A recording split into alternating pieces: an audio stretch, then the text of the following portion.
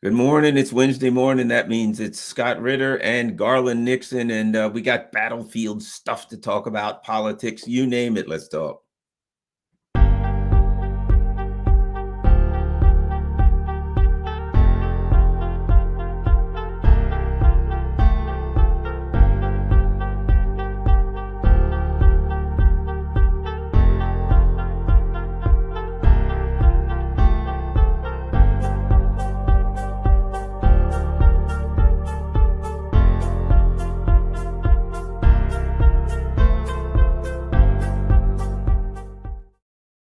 Hello, Garland and Scott here, and I will give you the 30-second version real quick. Wednesday morning is my Rockfin exclusive show for subscribers. It certainly starts off on all channels. Rockfin is a platform that doesn't do censorship. Therefore, if they throw me off here, you can still find me on Rockfin.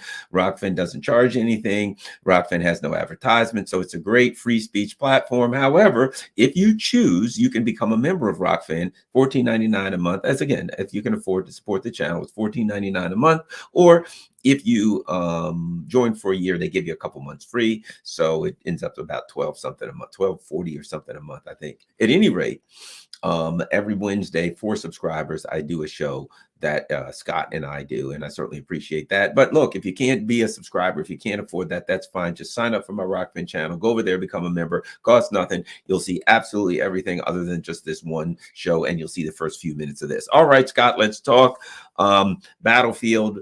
We've been talking about this on and on, counteroffensive, and this buildup. There's going to be a counteroffensive, and when the counteroffensive comes, big things are going to happen for Ukraine. Then there's they don't have weapons, they don't have people. So either one of two things: either this is all a bluff, that they're going to have a counteroffensive, and they're trying to convince the Russians that they don't have enough for it, so they can catch them by surprise. Or they're really in a world of hurt, and a counteroffensive would be suicide for a lot of people. Your thoughts on either or both scenarios, Scott Ritter? Well, I've always been somewhat amused by attempts by the mainstream media or by Ukraine and its NATO allies to try and influence Russian decision making. The Russians are immune to it. They just simply don't care about any spin. They're reality based. So the idea that by publishing articles in the media, by having politicians debate about things in public, that's going to somehow get the Russians to go, oh, geez, because they said this, that's going to happen. No, the Russians are professionals. They do what I used to do, which is look at the facts, look at photographs, intercepts, etc., and build a realistic picture of what Ukraine's capabilities are. I think if you listen to the Russians, they believe that at some point in time the Ukrainians will seek to carry out a counteroffensive. But the Russians say, or at least appear to be prepared for it, that they're not going to be taken by surprise. And, this isn't going to be a repeat of September, where the Ukrainians, assembled a considerable amount of force to hit areas where the Russians were ill prepared, and resulted in, the Russians having to retreat in precipitous fashion. The Russians are prepared now. They have not just a single line of defense, but a double line, a triple line, in some cases even more lines of defense. They have firepower that is superior to anything the Ukrainians can bring to bear, and they have ammunition. The reason why I bring up ammunition is that any offensive operation is going to require an extraordinary amount of ammunition on the part of the Ukrainians, artillery ammunition that they simply don't have. So I just am curious how this is going to unfold. I mean, the Russians, will have tracked ammunition supplies. They take photographs of the trains and the trucks and the warehouses, and which they then use to target. And they've been blowing up ammunition dumps and fuel dumps and all the logistical preparation that's been going on for some time now. So the Russians know that there's an ammunition shortage. So even if the Ukrainians were able to assemble, the 12 brigades that people are talking about, are these brigades capable of sustained offensive operation? The answer is no, not at all. And there's another problem for the Ukrainians: air defense. The Russians have been carrying out a very concerted, anti-air defense campaign for some time now, where they've succeeded in basically eroding, nullifying, neutralizing, eliminating Ukraine's ability to defend the airspace over the front edge of the battlefield, where, of course, any counteroffensive would be working. This means that any Ukrainian forces that assemble are going to be immediately targeted by Russian air power, for which Ukraine has no response. And what we've been seeing so far is that when the Ukrainians do gather forces, concentrate forces in the forward edge of the battle area, the Russians are hitting them with precision-guided air-delivered munitions, and the casualties are significant. So when I factor all this in, it just it even if Ukraine was to carry out a counteroffensive at this point in time, it has zero chance of success. But the fact is, even the Ukrainians are acknowledging that many of these brigades that people are talking about exist on paper only. The equipment isn't there; that's not ready. The troops aren't there.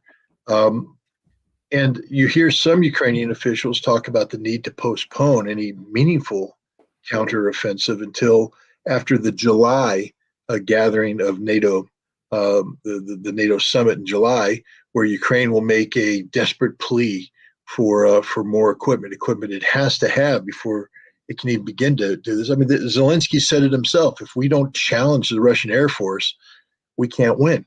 And right now, the Russian Air Force is unchallenged. The Ukrainians don't have anything that can challenge the Russian Air Force. That's why they're desperate for F-16s, under the belief that somehow by providing F-16s, Ukraine will be able to tip the scale. But it's not just the aircraft itself. I mean, Zelensky's saying, I want all your F-16s, pretty much. It's not just one or two. I want them all. He wants it's what we talked. I think we joked about it last fall when Zaluzhny said, at the Ramstein contact group, yeah, I can beat these guys. I can do it. But first, I need 300 tanks, 500 infantry fighter vehicles, 1,000 artillery pieces, unlimited ammunition, da-da-da. What he needed was an army. I mean, Garland, I can beat anybody if you give me an army capable of beating them. But there's the important thing.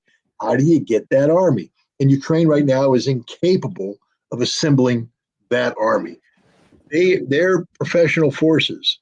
And this is the Ukrainian generals saying this straight up. Some of their units have suffered 80% casualties.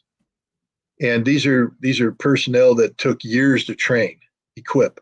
Now they're being replaced by people, even if they're motivated people, they're untrained, which means they can't operate at the levels that are necessary for effective combat operations on the front line. The U.S. is talking about training them in combined arms warfare. I mean, here we had Admiral Kirby, who knows nothing about combined arms warfare, talking about it as he briefs people. I used to do it. The battalion I was involved in, we trained hard for 2 years before we got to the point where we said, yeah, we can do this. But if we took any time off from our training, our capabilities went down to about zero. The Ukrainians are being trained in weeks. You can't even learn the basics of joint fires, joint maneuver in that period of time. They're being equipped with modern equipment that they're just not ready to handle. So we're giving them equipment they don't know how to use. We're putting them in a operational mode, combined arms warfare, that they're not prepared to execute, and they're going up against a Russian force that has been digging in for months, waiting for this attack. This is what we're seeing is the beginning of the end. We might even be in the middle of the end, but when this is all said and done, if the Ukrainians go forward and sacrifice these troops, we will be in collapse mode. And I think we're going to be seeing that sometime this summer. Um, and the thing about it, also, looking at the Ukrainian, but if in fact what we've been hearing for some time, and it makes sense, is correct, that there is a shortage of ammunition.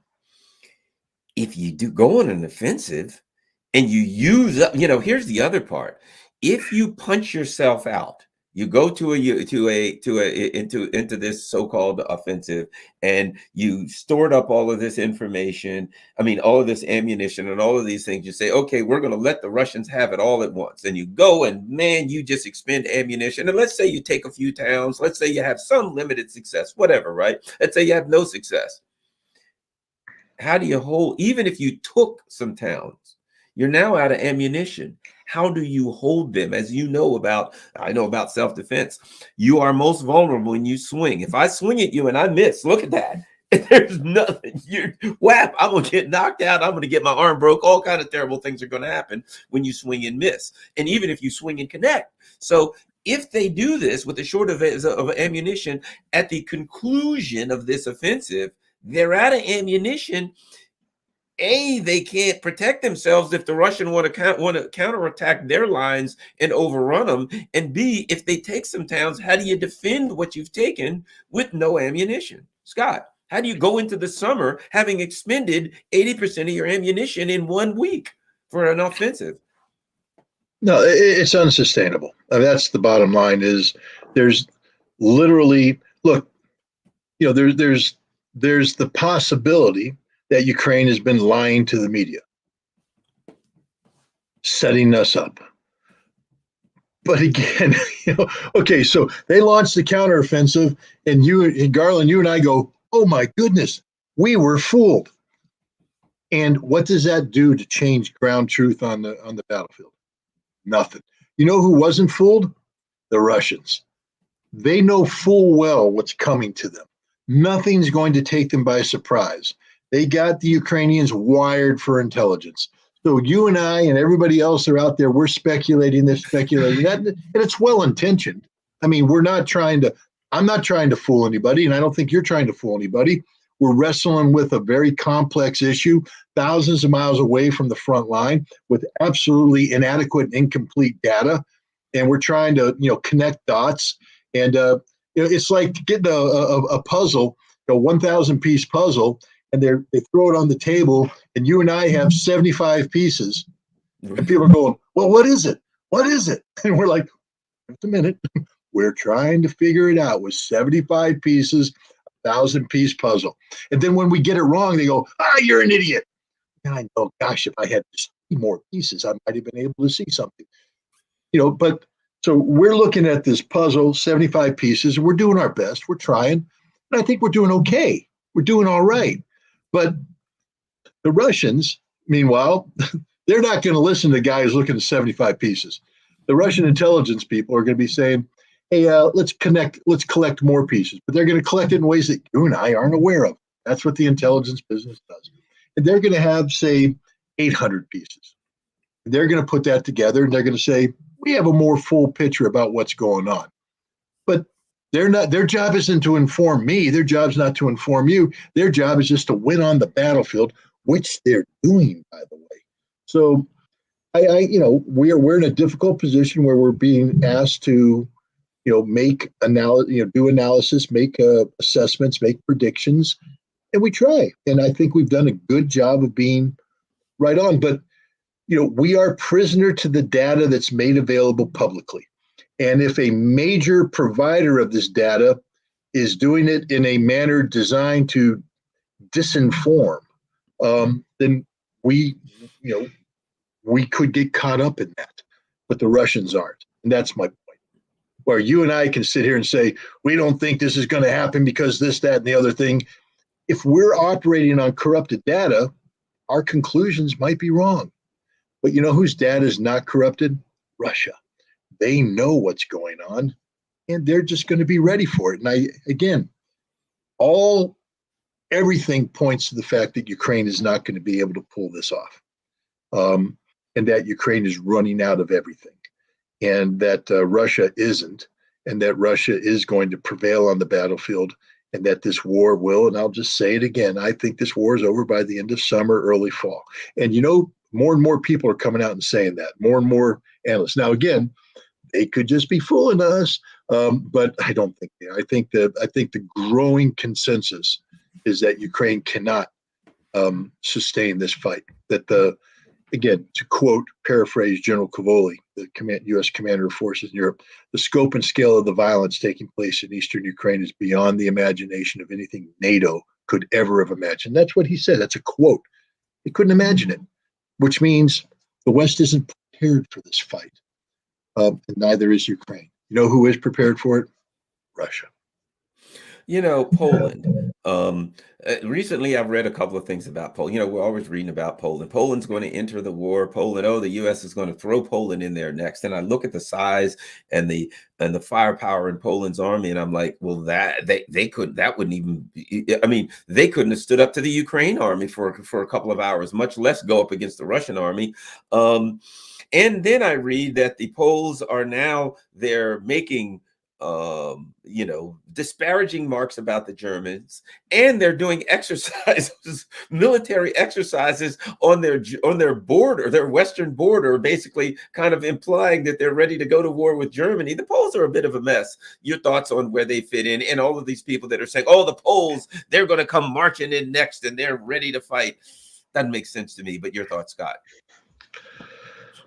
For a nation that is little more than a flat plain that has served as the territory across which armies march for centuries, Poland sure is behaving pretty stupid. They haven't learned anything from their history. The Poles don't win wars. The Poles lose wars. The Poles get trapped between two superior forces, and then the Poles pay the price. Now, in the aftermath of the Second World War, we were supposed to be building a better post-world environment to avoid that kind of conflict, but we got caught up in the Cold War, and Poland once again found itself, in a situation where it's a frontline state. And had there been a conflict between NATO and the Soviet Union, Poland would have once again felt the brunt of that war.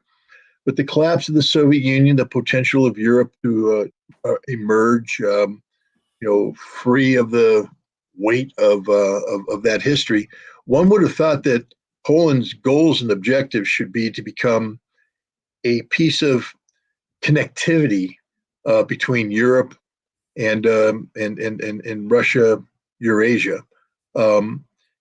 Promoting economic prosperity, economic connectivity, peaceful coexistence and things of that nature, because that could have been Poland's strength. They could have been this wonderful nation that brought Europe and the Russian Eurasian hinterland together. And Poland could have been positioned itself to be the power, at least from a political and economic perspective that it wanted to be. Stay away from the military would have been my advice to Poland, because you don't historically do well on that one, because nobody likes you. Make everybody like you by being the people that facilitate contact. But here we have the Poles falling into what I call Ukraine syndrome. You see, the Ukrainians, especially after the Russians invaded, but especially, I guess we can go back to 2008 when we tried to make them feel special by saying you're going to be invited to NATO. They have assumed a stance that says we are the center of the universe. Ukraine is the center of the universe. Not only is there this historical and cultural revisionism where they're going back and rewriting history to say that Ukraine is the greatest force on the earth, everything came from Ukraine. God came from Ukraine. Jesus was a Ukrainian. So was Muhammad. So was Buddha, apparently. Everybody's a Ukrainian because Ukraine is the greatest place on the earth. With the finest people, and the world revolves around Ukraine, and everybody should do what Ukraine wants. Well, that's just what happens when a drug addict gets ample supply of narcotics. He gets shot up, he sits in the corner, and he hallucinates. And that's what Ukraine's doing, hallucinate right now. They're high on Western money, they're high on Western attention, they're high on Western military equipment. But when you cut it off, all you have is an addict going through withdrawals, and that's the future of Ukraine. if they survive. Poland should be looking at saying, we don't want to do that. But instead, what do we get? The Poles are starting to view themselves as the center of the universe. My God, the Poles making trouble with Germany. Simply read history. It doesn't work out for you, Poland. You never win, and you never will win. And now they're talking tough against Russia, and then talking about total historical, meltdown. They're talking about erasing the border between Poland and Western Ukraine, and absorbing Western Ukraine as some sort of confederation. Volin, 1943, 1944. Do the Poles not know what happens when Polish subhumans, because that's how the Western Ukrainians view Poland? You're subhuman. You ain't Ukrainian. You're subhuman. And the last time they got together like this, 110,000 Polish women, children, and old men were slaughtered by the Western Ukrainians, by the Banderists. Poland is just living in a fantasy world that's so removed from reality. It's not even funny. But reality will come crashing down because the United States is going to abandon Ukraine very soon, by the way. So is Europe. And Poland is going to be left holding this bag, and realizing that, it's like going trick-or-treating the day after Halloween. Ain't no one putting that candy in the bag. It's over. Well, Garland Nixon and Scott Ritter here. As I let everyone know, this is my Rockfin show for subscribers on every Wednesday from 9 a.m. to 10 a.m. We're going to go over to Rockfin right now, and it will be for my subscriber show. I do like to get started off so everybody can see part of the show. Rockfin is a free speech platform. It doesn't censor. They don't have advertisements over there. It's absolutely fantastic. Lots of great shows. You can look around on Rockfin. If you can't afford it, become a subscriber on Rockfin. It's $14.99 a month. And if you sign up for a year, it comes to like $12.40. They give you a couple months free. However, you don't have to subscribe. You can go there and you can be a member of that on that free speech platform. You can be a member of my show at no charge. You will see everything with the exception of this one subscriber only show. So go to Rockfin in case they toss me off of YouTube, rockfin.com/Garland Nixon. Thanks a lot. All righty. We're jumping off.